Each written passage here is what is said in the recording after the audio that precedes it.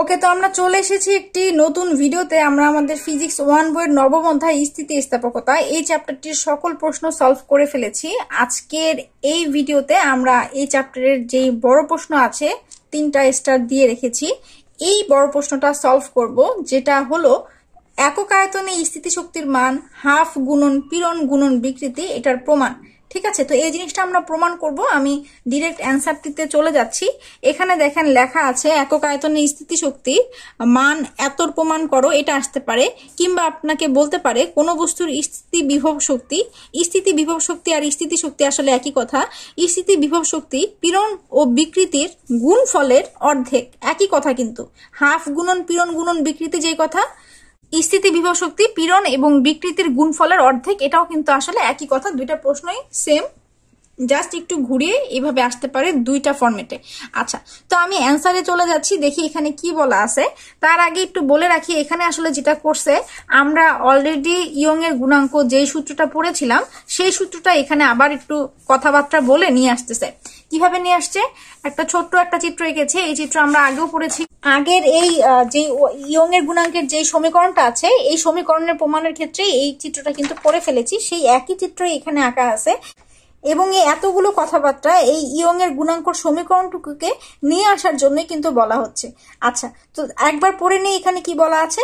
বলা আছে, মনে করি কোনো তারের আদি দৈর্ঘ্য ক্যাপিটাল এল, এটার ব্যাসার্ধটা স্মল আর, তারের দৈর্ঘ্য বরাবর যদি আমরা এফ বল প্রয়োগ করি, এর দৈর্ঘ্যটা স্মল এল পরিমাণের বৃদ্ধি পায়।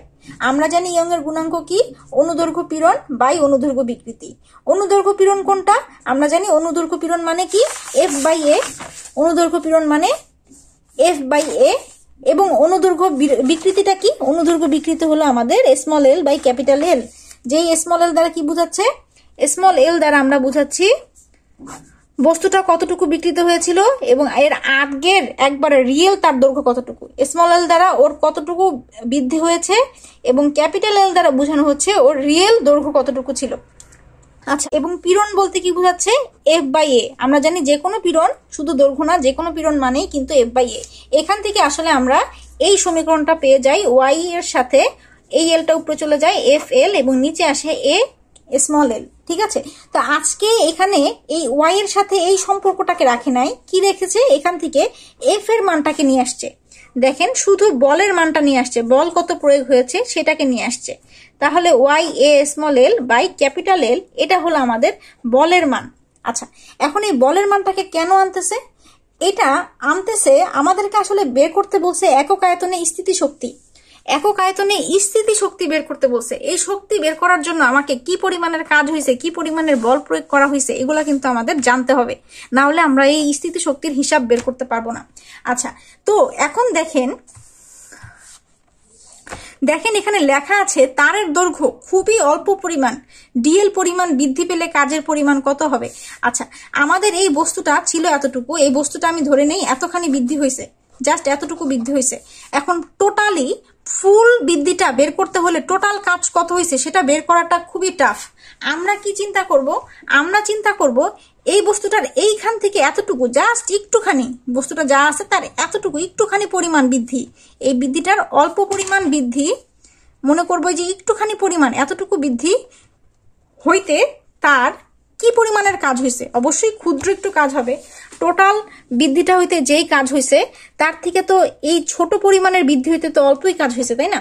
এবং আমরা এই ক্ষুদ্র কাজের পরিমাণটাকে কিভাবে লিখবো, আমরা নর্মালি জানি কাজ মানে হলো বল এবং সরণ। এখানে যেহেতু আমাদের সরণটাকে আমরা স্মল এল দ্বারা প্রকাশ করতেছি, ক্যাপিটাল এল পুরাটা, এবং সরণটা যতটুকু আসলে তার বৃদ্ধি হয়েছে সেটা স্মল এল, এই কারণে আমরা এখানে বলের সাথে সরণ এলই গুণ করলাম। ঠিক আছে, এখানে আসলে আপনার সরণ যদি উচ্চতা থাকে এইচ হয়, সরণ যদি এস থাকে এস হয়, আপনার সরণ আপনি যেটাকে ধরেছেন এটা আসলে সেইভাবে আপনি লিখতে পারবেন। এখন আমাদের কাজ তো টোটাল কাজ না, আমাদের কাজটা কি, আমাদের এই দৈর্ঘ্য বৃদ্ধিটাও কি ক্ষুদ্র, একবারে অল্প দৈর্ঘ্য বৃদ্ধি, এটার জন্য কাজও আমার কি হয়েছে, ক্ষুদ্র হয়েছে। এবং এই ক্ষুদ্র কাজের হিসাব করার জন্য আমাদেরকে কি করতে হবে, ডিফারেন্সিয়েশন করতে হবে কিংবা অন্তরীকরণ করতে হবে, ডিডাব্লিউ নিয়ে আসতে হবে। তাহলে এই ক্ষুদ্র কাজের জন্য আমার দৈর্ঘ্য বৃদ্ধিও কি হয়েছে, অবশ্যই ক্ষুদ্র হয়েছে। তাহলে DW equal to F DL. এই সমীকরণটা তারাই খুবই সংক্ষেপে এবং খুবই ইজিলি বুঝতে পারবেন যারা মুক্তিবেগের রাশিমালা পড়েছিলেন আমাদের মহাকর্ষ অভিকর্ষ চ্যাপ্টারে। আমি একটু দেখাই নিয়ে আসি। এই যে মুক্তিবেগের রাশিমালা যখন আমরা পড়েছিলাম তখন আমরা এই সেম টার্মটাকে নিয়ে এসেছিলাম যে ক্ষুদ্র কাজ বের করতে হয় অন্তরীকরণ নিয়ে, এবং এই অন্তরীকরণ উঠানোর জন্য আমাদেরকে আবার সমাকলন করতে হয়। যাদের এই ব্যাপারটা মনে আছে তাদের কংগ্রাচুলেশন। এই সেম জিনিসই আমাদের এইখানকার বড় প্রশ্নটিতেও হতে যাচ্ছে, ঠিক আছে, একই জিনিসই হতে যাচ্ছে এইখানেও। তো চলে আসতেছি আমি তাহলে আমরা এখানে আসলে কি পেলাম? এখানে আমরা একটা সমীকরণ পাইলাম, এটা যে এফ এর মানটা আমরা এখান থেকে পেয়ে গেছি। ওয়াই এর সমীকরণ থেকে আমরা এফ এর একটা মান পাইছি, এটা আমার 1 নম্বর সমীকরণ। এবং আমি এখন যেটা পাইলাম ক্ষুদ্র কাজের জন্য আমাদের ক্ষুদ্র দূরত্ব অতিক্রম করতে হয়েছে DW = FDL। এরকম আমরা দুইটা সূত্র পেয়েছি। এখন এই ক্ষুদ্র কাজের ব্যাপারটা কি দ্বারা করা হচ্ছে? এই ক্ষুদ্র কাজের আমি একটুখানি রিমাইন্ডার দিয়ে দেই। তো এই ক্ষুদ্র কোনো জিনিস বের করতে হলে, ক্ষুদ্র পরিমাণ বের করতে হলে আমাদেরকে আসলে অন্তরীকরণ করতে হয়। এটা একটা ম্যাথমেটিক্যাল টার্ম, এবং এই টার্মটা অন্তরীকরণ নিয়ে আমি অনেক কথাবার্তা আপনাদেরকে বলেছিলাম ওই মুক্তিবেগের ভিডিওতে। আবারও কি বলবো কিনা বুঝতেছি না। ডিফারেন্সিয়েশন বলে এই ব্যাপারটাকে, ডিফারেন্সিয়েশন। এবং এই ডিফারেন্সিয়েশনকে আসলে ডি দ্বারা প্রকাশ করা হয়, DDX দ্বারা প্রকাশ করা হয়। এটা মানে অনেকগুলো জিনিসের বিয়োগ। এটার অপোজিটে আবার আছে, সেটা হলো ইন্টিগ্রেশন,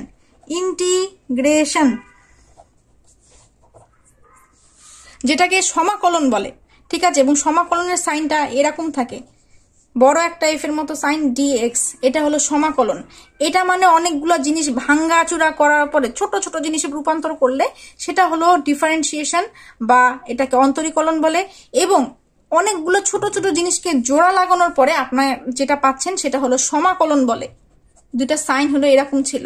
তা আমাদের আসলে এই জিনিসগুলো আপনারা ম্যাথমেটিক্যাল টার্মে শিখবেন। তো এই দুইটা সূত্র নিয়ে আমরা এই কাজটা শুরু করব, এই সমীকরণের প্রতিপাদনটা করব। একক আয়তন স্থিতিশক্তি মানে হাফ গুণন পীড়ন বিকৃতি। তার আগে আমি একটু বলে রাখি, যেটা আমি বললাম যে এটা আসলে মুক্তিবেগের রাশিমেলা ওই 6ষ্ঠ অধ্যায়ে আমি বুঝিয়েছিলাম। তারপরে একটু বলে রাখি যে এইখানকার যে DW, এটা আসলে ডিফারেন্সিয়েশন বা অন্তরীকলন থেকে আমরা নিয়ে এসেছি, এবং সেখানে এই DDX ফর্মটা ইউজ করা হয়, এবং এই DDX এর শর্ট ফর্মই হলো D। তো ডি দিয়ে সামনে লিখলেও আসলে এটা ডিফারেন্সিয়েশনই বোঝায়। তো এটা আসলে কি? এটা হলো অনেক একটা বস্তুকে যদি আপনি অনেক ক্ষুদ্র ক্ষুদ্র ক্ষুদ্র ক্ষুদ্র চিন্তা করেন, খুবই ক্ষুদ্র ক্ষুদ্র ক্ষুদ্র ক্ষুদ্র পার্টস করে চিন্তা করেন, সেই একটা জিনিসকে টুকরা টুকরা করলে যেটা হয় সেটা মানে অনেকগুলো, একটা জিনিসের অনেকগুলো বিয়োগফলটা হলো ডিফারেন্সিয়েশন কিংবা অন্তরীকলন। এবং তার অপোজিটটা কি?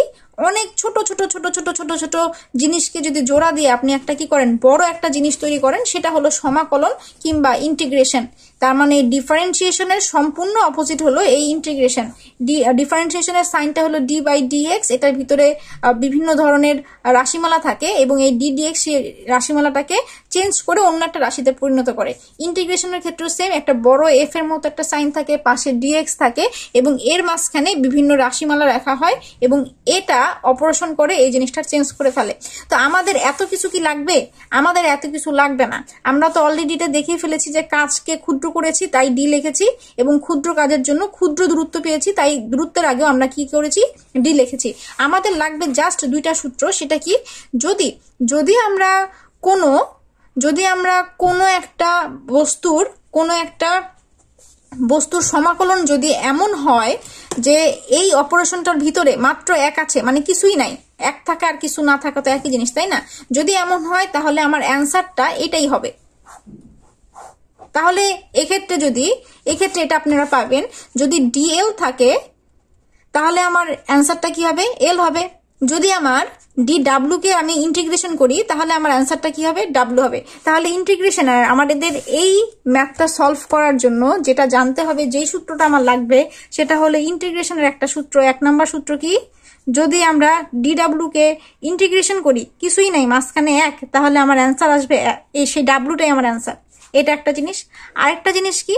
যদি কোনো কিছুর উপর পাওয়ার থাকে, মনে করেন এক্স এর উপর পাওয়ার আছে, এক্স এর উপর 2, পাওয়ার কত? 2 দেওয়া আছে, তাহলে এই যে আপনি এটারে কি করতেছেন? ইন্টিগ্রেশন করতেছেন, তাহলে এটা কি হবে? পাওয়ারের সাথে জাস্ট 1 যোগ হবে এবং নিচে সেই মানটা চলে আসবে।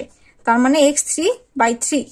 যেইটা আপনার পাওয়ার থাকবে সেই পাওয়ারের সাথে 1 যোগ হবে এবং সেটাই নিচে চলে আসবে। এটা আসে আপনার ইন্টিগ্রেশনের, এটা হলো আপনার সেই ইন্টিগ্রেশনের অপারেশনের রেজাল্ট। আবার বলতেছি, মনে করেন একটা জিনিসের উপর কিছুই নাই, একটা x দিচ্ছেন, x dx করতেছেন, এটার উপরে কিছুই নাই, তাহলে এটাকে যদি আপনি ইন্টিগ্রেশন করেন এটার পাওয়ার আসলে কি 1, তাহলে এই 1-এর সাথে আপনার আরো 1 যোগ হবে। সূত্রই এটা, সূত্রটাই আমাকে বলে দিছে যে এমন কিছু থাকলে যদি এটাকে ইন্টিগ্রেশন করতে আমরা যাই তাহলে ওর পাওয়ারের সাথে 1 যোগ হবে এবং এই জিনিসটা এটার নিচে চলে আসবে। এটা অলরেডি আমি অনেকবার বলেছি মুক্তিবেগের সময়। আচ্ছা, তাহলে যদি এমন ঘটনা ঘটে, নিচে কত আসবে? উপরে হলো 1+1, নিচেও 1+1 আসবে, তার মানে উপরে আসবে 2 এবং নিচে আসবে 2। এরকম, এটা হলো গিয়ে মেন সূত্র। ঠিক আছে, এটা হলো আমাদের ইন্টিগ্রেশনের সূত্র। ইন্টিগ্রেশনের সূত্র আমি আবার বলতেছি। তাহলে আমরা কিন্তু এই যে দুইটা সমীকরণ নিয়ে চুপচাপ বসেছিলাম, দুইটা সমীকরণের পরে কিন্তু আর আগাইতে পারি নাই। ইন্টিগ্রেশনই বুঝাচ্ছি, কারণ আপনাদের বেসিক প্রচন্ড রকমের খারাপ, আপনাদের অনেক কিছুই আপনারা ভালোভাবে বুঝতে পারেন না। তাহলে আমাদের সূত্র ছিল দুইটা। নর্মালি যদি একটা কিছুই না থাকে ভিতরে তাহলে অ্যান্সার ওইটাই আসবে। এবং আরেকটা কি শিখলাম, পাওয়ার যদি যা থাকবে থাকুক সেটার সাথে ইন্টিগ্রেশন করলে উপরে চলে আসবে 1 যোগ হয়ে চলে যাবে। এটার n থাকলে পাওয়ার n এর সাথে 1 যোগ হবে এবং সেই সম্পূর্ণটা আবার নিচে চলে আসবে n+1। এরকম একটা ব্যাপার। দুইটা সূত্র আমি শিখাইলাম। ঠিক আছে, এই দুইটা সূত্র মনে রাখলে এনাফ। আরেকটা জিনিস আমি বলেছিলাম, লিমিট থাকে। এই ইন্টিগ্রেশন মানে যে অনেক জিনিসের যোগফল, অনেকগুলো জিনিস যোগ করব, জিনিসেরও তো একটা লিমিট থাকে। কয়টা জিনিস? 10টা, 20টা, 100টা, 1000টা নাকি 1 লাখটা, তাই না? একটা জিনিসের একটা লিমিট থাকে না? থাকে। তাহলে সেই লিমিটটা আমরা এটার মাথায় লিখি। আমি একটা উদাহরণ দেই। মনে করেন এটা x এর না, এটা x²। এই x² কে নিয়ে আমরা কাজ করব, এই ফর্মেটা ফালাবো। এখন আমাকে লিমিট কত, আপনারা বলতেছেন ম্যাডাম এটা লিমিট কত, কয়টা জিনিসের এরকম কয়টা x² কে আমরা যোগ করব? আমি বললাম যে ঠিক আছে বাবা, 10টা থেকে 20টা জিনিস নিয়ে আমরা কাজ করবো, এর বেশি আমরা নিয়ে কাজ করব না। তাইলে এই লিমিটটাকে কেমনে অ্যাপ্লাই করবো সেটা একটু দেখে নেন। এটার ভাঙ্গাইলে কি হবে? সূত্র কি? এটার ওর সাথে 1 যোগ হবে এবং যেটা যোগ করে আসছে সেটাই নিচে আসবে। এটা হলো আমাদের মেন অ্যান্সার। লিমিট কিভাবে বসবে? লিমিট বসে, এটা আমি আরো বলেছি, তারপরও বলতেছি, যারা শিখে গেছেন তারা একবার রিভাইজ দিয়ে নেন। লিমিটটা বসবে জাস্ট একটা থার্ড ব্র্যাকেট আসবে, থার্ড ব্র্যাকেটের উপরের যে লিমিটটা সেটা উপরে থাকবে, নিচের যে লিমিটটা সেটা নিচে থাকবে। এবং লিমিটটা আমরা ভাঙাবো কিভাবে? লিমিট ভাঙাবো, এই এক্স এর জায়গায় একবার 20 বসবে, যা আছে তাই, খালি এক্স এর জায়গায় 20 চুপ করে বসে পড়বে, বাকি জিনিস একই থাকবে। এবং একবার কি হবে, এই এক্স এর জায়গায় 10 বসে পড়বে, বাকি জিনিস সেম থাকবে, মাঝখানে মাইনাস এসে পড়বে। এটা যে কোনো লিমিট ভাঙানোর ক্ষেত্রে একই জিনিসই হবে। উপরেরটা একবার বসবে, যা আছে তাই থাকবে, নিচেরটা একবার বসবে, যা আছে তাই থাকবে, মাঝখানে একটা মাইনাস চলে আসবে। এটা ক্যালকুলেশন করলে যা আসবে এটা আপনার অ্যান্সার। তাহলে মোটামুটি আমাদের এই দুইটা সূত্র, যে কোনো কিছু না থাকলে কিছু একটাকে করলে, সেই কিছু একটাকে ইন্টিগ্রেশন করলে ওইটাই হবে, ডি এর পরেরটাই হবে অ্যান্সার। এবং পাওয়ারকে ইন্টিগ্রেশন করলে পাওয়ারের সাথে 1 যোগ হবে এবং এই জিনিসটা নিচে চলে আসবে, এটা অ্যান্সার। এবং লিমিট থাকলে, লিমিটকে আমরা কিভাবে ভাঙাবো? লিমিট মানে কয়টা জিনিস নিয়ে কাজ করতেছি, কয়টা থেকে কয়টা, সেই জিনিসের লিমিটেশন থাকলে এই লিমিটটাকে আমরা জাস্ট অ্যান্সারের উপরে বসাই দিব। প্রথমটাকে বসাবো, পরের নিচে, প্রথমটাকে আগে বসাবো, নিচেরটাকে পরে বসাবো, মাঝখানে মাইনাস দিয়ে আমার যেটা ক্যালকুলেশন করলে আসবে সেটাই হলো আমার রেজাল্ট। তো এতটুকু থিওরি জানলে আমরা এই জিনিসটা এখন 1 সেকেন্ডে শেষ করে ফেলবো। তো দেখেন এখন কি বলছি, 1 সেকেন্ডে তো আসলে শেষ হবে না, তারপর আর কি বললাম যাতে আপনারা ধৈর্য না হারায় ফেলান। আচ্ছা, তাহলে আমাদের ক্ষুদ্র বৃদ্ধি, প্রথম সমীকরণ ছিল আমাদের ইয়ং এর গুণাঙ্ক থেকে আমি নিয়ে আসছিলাম F=YAL/L, এটা আমার একটা সমীকরণ। এবং 2 নম্বর সমীকরণ আমার ছিল ক্ষুদ্র কাজ, অল্প একটু বৃদ্ধি করছি, ক্ষুদ্র কাজের জন্য আমার বল গুণন ক্ষুদ্র দূরত্ব পার হয়েছে বা ক্ষুদ্র বৃদ্ধি হয়েছে, এটা আমার 2 নম্বর সমীকরণ। তাহলে মোট যে তারের বৃদ্ধি, আমার এই যে এরকম একটা তার ছিল, সেটারে আমি কি করছি, আমার বৃদ্ধি হয়েছে, মনে করেন এতটুকু আমার বৃদ্ধি হয়েছে। আমরা এই ক্ষুদ্র বৃদ্ধি নিয়ে কথা বলছিলাম। তাহলে মোট যে বৃদ্ধিটা, সেটাকে যদি আমি এরকম ক্ষুদ্র ক্ষুদ্র ক্ষুদ্র ক্ষুদ্র ভাবি, তাহলে ক্ষুদ্র ক্ষুদ্র দৈর্ঘ্য ডিএল এর সমষ্টি যদি বিবেচনা করি, এটা যদি স্মল ডিএল হয়, প্রত্যেকটা যদি এরকম ডিএল হয়, তাহলে আমাদের এখন মোট কাজ বের করার জন্য কিসের আশ্রয় নিতে হবে? মোট কাজ বের করার জন্য আমরা জানি কি, যে কোনো কিছু ডিএক্স করলে আমরা এক্স পাই, তাই তো? আমাদের এই ক্ষুদ্র কাজ যদি ডিডাব্লিউ হয়, তাহলে আমার টোটাল কাজ আসলে কি ডাব্লিউ। তাহলে আমি যদি এইটাকে ডিডাব্লিউ করে দেই, তাহলে আমার রেজাল্ট কি আসতেছে? এইটাকে যদি একটা ডিএক্স কে যদি ইন্টিগ্রেশন করি এক্স আসবে, তাহলে ডিডাব্লিউ কে যদি আমি ইন্টিগ্রেশন করি তাহলে আমি টোটাল কাজ কি পাবো, ডাব্লিউ পেয়ে যাচ্ছি। তাহলে আমরা সবসময় মনে রাখবো যে এরকম ডিফারেন্সিয়েশনকে কিল করতে বা ডিফারেন্সিয়েশনকে সরাই দিতে, ডিটাকে সরাইতে কে আসবে, তার উল্টা অপোজিট জিনিস ইন্টিগ্রেশন আসবে। অর্থাৎ আমাদের বাস্তব লাইফে যোগের বিপরীত যেমন বিয়োগ, গুণনের বিপরীত যেমন ভাগ, এরকম ডিফারেন্সিয়েশনের বিপরীত হলো ইন্টিগ্রেশন। ডিফারেন্সিয়েশনকে সরাই ফেলার জন্য আমরা এই ইন্টিগ্রেশন সাইনটাকে নিয়ে আসছি। শেষ, আমাদের কাজ মোটামুটি হয়ে গেছে। এখন আমরা কি করব, ডিডাব্লিউর মানটা আসলে কত, ডিডাব্লিউর মান হলো F DL. Okay fine, F এর মান কত, ফার্স্টে আমরা এই মানটা বসাইছি যে ডিডাব্লিউর মান এফ ডিএল, এরপরে এফ এর মানটা কি সেটা বসাচ্ছি, ওয়াই এ small l capital L dl. তো কাহিনী এই পর্যন্তই, বাকিটা আমাদের জাস্ট ম্যাথ করতে হবে। এখানকার মধ্যে যেগুলো ধ্রুবক তাদেরকে নিয়ে কিন্তু এই ইন্টিগ্রেশন কখনোই কাজ করবে না যারা ধ্রুবক। তাহলে ইয়ং এর গুণাঙ্ক, এটা তো একটা ধ্রুবক, আমরা জানি যে ইয়ং এর গুণাঙ্ক অবশ্যই একটা ধ্রুবক, এর জন্য গুণাঙ্ক নাম দেওয়া আছে। তাহলে এটা আমার সামনে চলে আসবে। আমাদের যেই বস্তুটা নিয়ে আমরা কাজ করেছি তার যেই ক্ষেত্রফল সেটা সারা জীবন নির্দিষ্ট, এবং এটা নির্দিষ্ট থাকার কারণে এটাও ধ্রুবকই, এটাকে আমি সামনে নিয়ে আসবো। এবং বস্তুটার যেই দৈর্ঘ্য ছিল ক্যাপিটাল এল, এটাও তো নির্দিষ্ট, এটা তো আর চেঞ্জ হচ্ছে না, তাহলে এটাও ধ্রুবক, এটাকে আমি সামনে নিয়ে আসবো। থাকবে কি, শুধু আমার পরিবর্তন কে হয়েছে, এইটাই পরিবর্তন হয়েছে। এটা আগে যখন আমি টানা শুরু করছি এটা এখান থেকে আস্তে আস্তে আস্তে আস্তে আস্তে আস্তে এখানে আসছে। প্রথমে আমরা এতটুকুর কাজ বের করলাম, এবার আমরা আস্তে আস্তে যোগ করে বড় কাজটা বের করতেছি, তাই না? তার মানে এইটাই শুধুমাত্র এই স্মল এলটাই পরিবর্তনশীল। তাহলে যেটা পরিবর্তনশীল সেটা নিয়ে আমাদের ইন্টিগ্রেশন ভাই কাজ করবে। তাহলে ওয়াই এ ক্যাপিটাল এল বাইরে থাকলো। আমরা কি বলছি, আমাদের সূত্র ছিল যেটা পাওয়ার থাকবে সেই পাওয়ারের সাথে জাস্ট এক যোগ হয়ে যাবে এবং সেই পাওয়ারটাই নিচে চলে যাবে। তাহলে এটার পাওয়ার আছে 1, তাহলে এল এর উপরে চলে আসবে স্কোয়ার এবং নিচে চলে আসবে 2। তাহলে আমার অ্যান্সার কি আসলো, half Y A by L L square, small L square. এটা আমার আসলো কিসের পরিমাণ, টোটাল কাজের পরিমাণ। কিসের পরিমাণ, টোটাল কাজের পরিমাণ আসলো। এটাই এখানে লেখা আছে, দেখেন। এই টোটাল কাজটাই কি আসলে, এই টোটাল কাজটাই ওর স্থিতিস্থাপক বিভব শক্তি। এখানে আমাদের টানতে যেই কাজটা হয়েছে সেটাই তো আসলে বিভব শক্তি ওর, তাই না? আমরা জানি যে কোনো কিছু কাজ যখন হয়ে যায় সেটাই ওর ভিতরে কি হিসেবে থাকে, ওর বিভব শক্তি হিসেবে থাকে। আচ্ছা, তাহলে এই কাজটা ওর বিভব শক্তি, সেটা নিয়ে কোনো কনফিউশন থাকার দরকার নাই। আমি বলে দিছি, যদি কনফিউশন থেকেও থাকে তারপরে মনে করেন যেহেতু আমি বলছি তার মানে এটাই ওর স্থিতিস্থাপক বিভব শক্তি। আচ্ছা, তো এর থেকে বেশি বলতে গেলে আসলে ভিডিও বড় হয়ে যাবে, এর জন্য আর বেশি বাড়াচ্ছি না। তো তারপরে আসি, এই কাজই তারের মধ্যে দেখেন স্থিতিস্থাপক বিভব শক্তি হিসেবে থাকে, এটাই ওর সেই কাজ।